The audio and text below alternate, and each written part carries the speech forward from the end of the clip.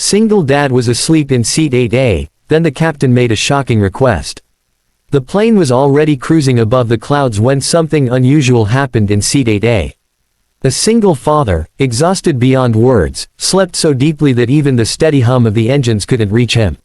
His head leaned against the window, one arm wrapped protectively around a small backpack, as if it held his entire world. What no one around him knew was that in a few minutes, this quiet man would become the center of a moment so unexpected, it would change the course of his life forever. If you believe in kindness, second chances, and the quiet strength of ordinary people, take a moment to like this video, share it with someone who needs hope today, comment your thoughts, and subscribe to the channel. Stories like this remind us that miracles don't always arrive loudly, they sometimes whisper. The man in seat 8A was named Daniel Harper, a 36-year-old single dad who looked older than his age. Life had etched itself into his face through fine lines and tired eyes. Just 3 years earlier, he had lost his wife after a sudden illness that drained not only their savings but also his sense of direction. Since then, Daniel's world revolved around one thing: his 7-year-old daughter, Lily. Every decision, every sacrifice, every sleepless night was for her. This flight was not a vacation or a business trip. It was a desperate attempt to hold his fragile life together. Daniel was flying to Seattle for a final interview with a small engineering firm. It wasn't glamorous, and it didn't promise instant wealth, but it offered stability. The kind of stability that meant school lunches paid on time, rent without fear, and maybe, just maybe, a little room to breathe. He had barely slept in days, juggling freelance work at night and caring for Lily during the day. When the plane lifted off, his body finally gave in, sinking into sleep like a man who had been running for years without rest. Around him, passengers noticed the worn edges of his life without knowing the story. His shoes were scuffed, his jacket a size too big, likely bought secondhand. The backpack clutched to his chest wasn't filled with electronics or luxury items, it held Lily's drawings, her asthma inhaler, and a folded letter she had written that morning telling him to come back safe because she needed him. That letter weighed more than anything else on the plane. As the aircraft moved steadily through the sky, the cabin crew went about their routine. But up in the cockpit, something had caught the captain's attention. The manifest, usually just a list of names and seat numbers, told a quiet story when paired with a note flagged by the airline's system. Daniel Harper, it read, was a passenger traveling under compassionate consideration. His wife's death had been registered with the airline years earlier, and his recent ticket purchase came through a program that assisted families in financial hardship. The captain, a man with decades of flying and a lifetime of unseen human stories behind him, felt something stir. The captain didn't act impulsively. He reviewed the details, spoke briefly with the lead flight attendant, and made a decision that went far beyond standard procedure. As the plane cruised smoothly, an announcement echoed softly through the cabin, asking for calm attention. Then, instead of the usual routine message, the captain made a request that no one expected. He asked the passenger in seat 8A to please wake and make himself known to the crew. A gentle hand touched Daniel's shoulder, pulling him from a sleep so deep it felt like falling back into reality. Confused and embarrassed, he straightened up, blinking under the cabin lights. His heart immediately raced. In his experience, being singled out never meant anything good. He worried about tickets, documents, or some mistake he couldn't afford. With shaky breath, he followed the attendant toward the front of the plane, feeling dozens of curious eyes on his back. As he stood near the cockpit door, the weight of his life pressed heavily on his chest. Daniel wasn't a man used to attention. He had spent years blending into the background, surviving quietly. The captain emerged, not with authority or impatience, but with a calm presence that felt unexpectedly human. He acknowledged Daniel not as a seat number, but as a person. What followed was not an announcement of trouble, but recognition.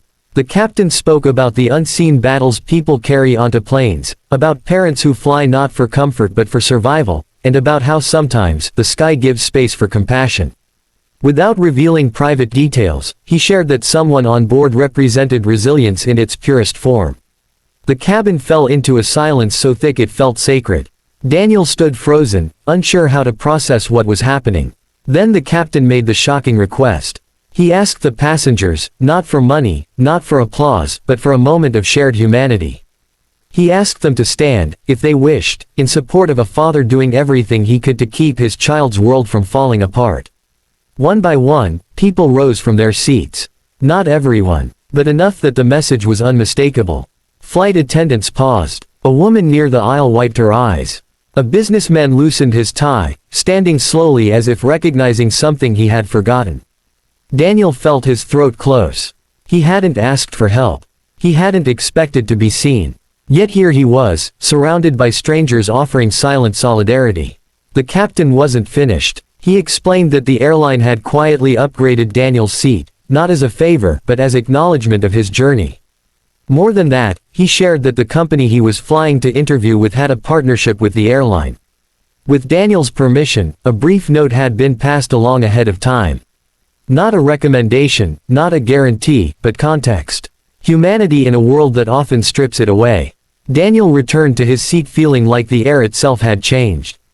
The upgrade wasn't about legroom or comfort. It was about dignity. For the first time in years, he didn't feel invisible.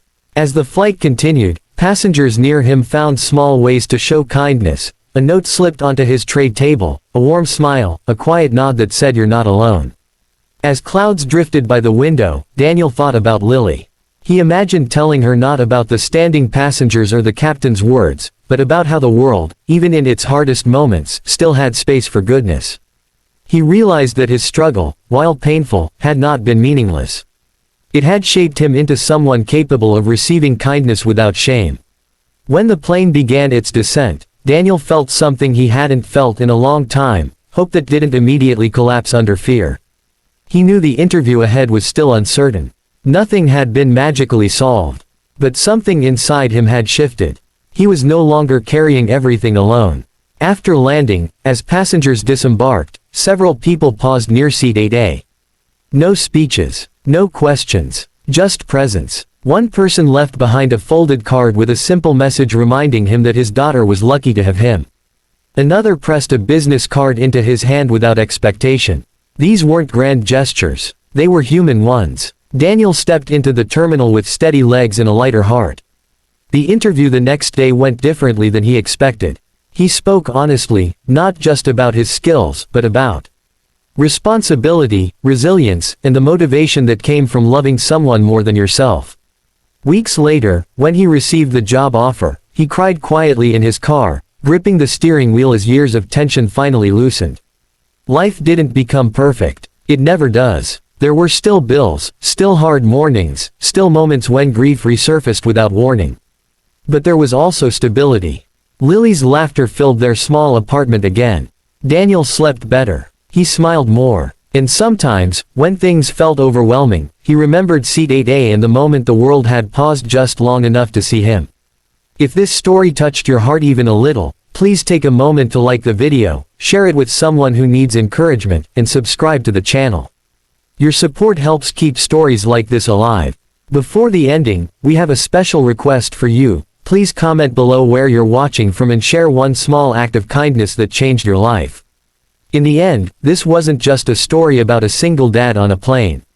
It was about how compassion can interrupt despair, how strangers can become witnesses to resilience, and how sometimes, when you're asleep in seat 8A, life wakes you up, not with fear, but with hope.